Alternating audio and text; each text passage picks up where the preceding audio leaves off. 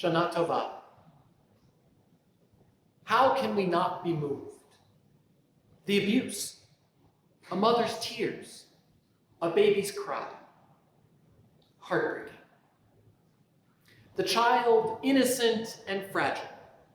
How can we not be moved? Where was the voice of moral clarity, the voice of justice? How is it possible that our ancestor Abraham could fight for 2 cities of Sodom and Gomorrah and yet fail Hagar and his firstborn son Ishmael?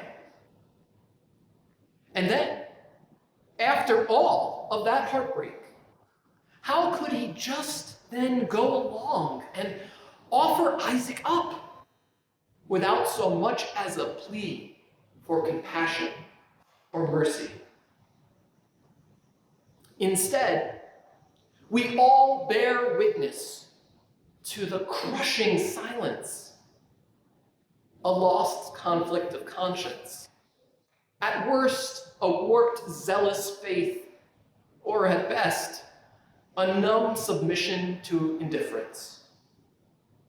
In both cases, the divine voice, God's angelic messenger, would shatter the silence and rouse once again the heart of our ancient ancestor back to his senses. The divine voice calling out his name, Avraham, Avraham, to be answered, Hineni, here I am. Now I remember who I am. And I am here, present, awakened. My friends, throughout the long history of humanity, we as Jews have borne witness to far too many moments when the inner voice of conscience has been drowned in the river of indifference. Too many times to count, we have heard the following refrains and maybe even said them ourselves. What can I do? I am only one person. Will any of it really matter? It's not my fight. It's not my problem. I have too much to lose. Just wait a little longer.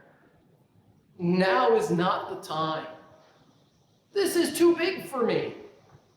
I have my own problems. Someone should do something. The last 5 years have been a collective shock to our system. Obviously, the problems did not start 5 years ago. There were school shootings, acts of violence and hate, systemic inequality, poverty, and a planet in crisis. That's a sermon for another day. And like many of you, I too have often felt overwhelmed and numbed by the sheer magnitude of the challenges that we face. Yet in every age and in every place, the divine voice relentlessly continues to call out its plea and its challenge, waiting for us to acknowledge it and answer, Hineni, here I am. Now you may ask, why does God care? After all, God will remain God, the eternal one, creator, master of life and death, no matter what we as humans wreak. And yet, at the core of Jewish belief is a covenant of love between God and humanity. It is this love that time and again moves God to move from judgment and anger to mercy, compassion, and hope. It is love that gives us Torah and its laws and paths to a meaningful and healthy life.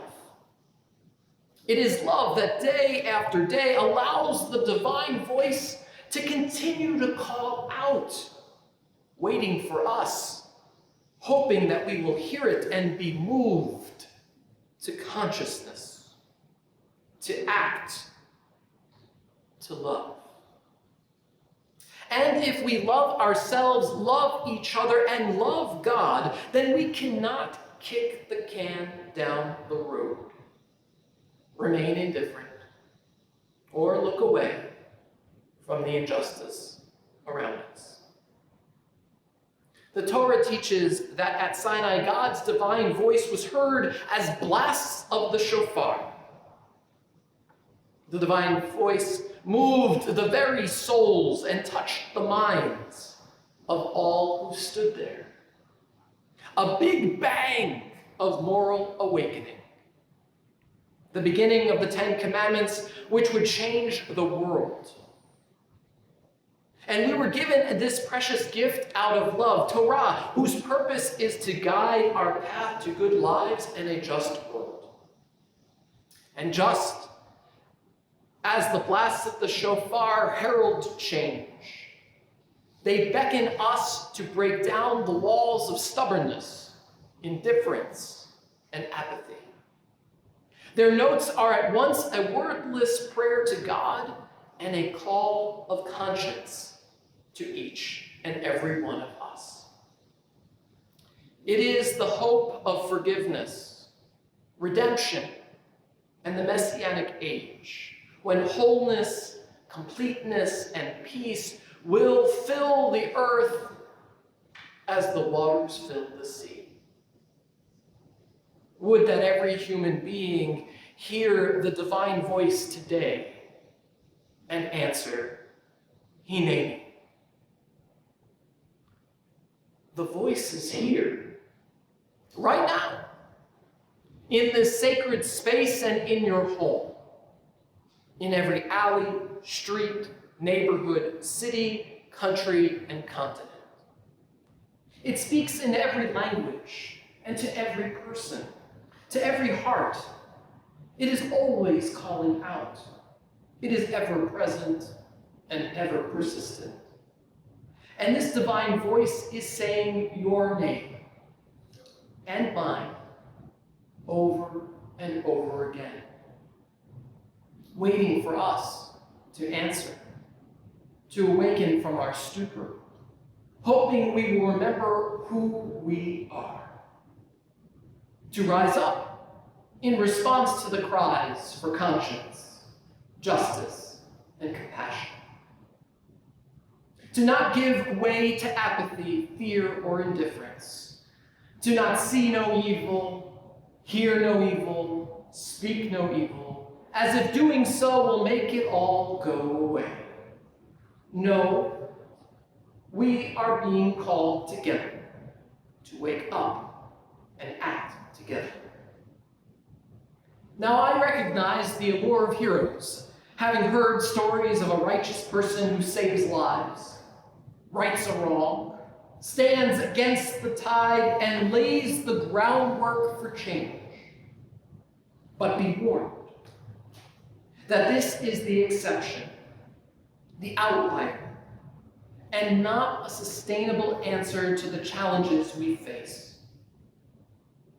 It is often used as an excuse of wish upon a star, that someone will ride in to the rescue. Instead, my friends, what is truly needed is a movement, a mobilization of moral courage, of a community organizing itself and others to come together and say, Dayin, enough. Our Jewish tradition is not focused on the saint or individual, but notes that we are a nation of priests and prophets, a holy nation, whose actions and prayers are amplified when, as individuals, we join together as a sacred community. This is the call we must all now face. We must organize and work collectively to heal the brokenness of our world. This past year, Ruthie Schleifer and I took part in a Join for Justice course, Don't Kvetch, Organize, Our goal is to begin a listening tour with you, to invite each of you into the focusing of our social justice efforts as a Brit Shalom community. Already we are working with the Bethlehem Advisory Council to begin a signature campaign against the rise of white supremacy. Our goal is to get as many of our neighbors and businesses to sign on, letting everyone know that Bethlehem is a place of welcome, respect, and love, and not hate. This task is not a one-off event. It is also not the work of 1 or 10 or 20 individuals, or of our Jewish community alone. If we seek to make a quantifiable change, then we need to help others hear the divine voice, the call to conscience. We need to extend our hands in partnership, sometimes letting others take the lead, but always standing shoulder to shoulder, ready to answer the call. We need to wake up our neighbors. No, not at 2 a.m. We need and may even find out that they were waiting to join in, waiting for someone to invite and ask. And when we feel discouraged and overwhelmed, as surely at times we will, to know that others are there and can lift us up and strengthen us. Change is difficult. Getting people to wake up and act is not easy. And certainly those who seek to hate and to divide us or profit from injustice, or who, as Psalm 27 reminds us, are purveyors of malice, misinformation, and lies, they will try to rise up and stop us. Yet the divine voice that calls to each of us, that beckons us to answer, does not give up, does not stop, and does not waver. And when, with all of our voices together, we respond with our collective Hineni, then I believe with God's help, we can move the moral compass of justice a little more in the direction of peace and love. No, we will not be able to, quote, finish the task. But let it not be said that we stood by silently. Let the generations to come instead recall how we responded together with our best effort and with a clarity of conscience and resolve, pushing forward the dream of a just and peaceful world. And so I wish each of you HaShanah Tovah, a good year, a sweet and healthy new year, and a year where each of us can stand up together and say, Hineni.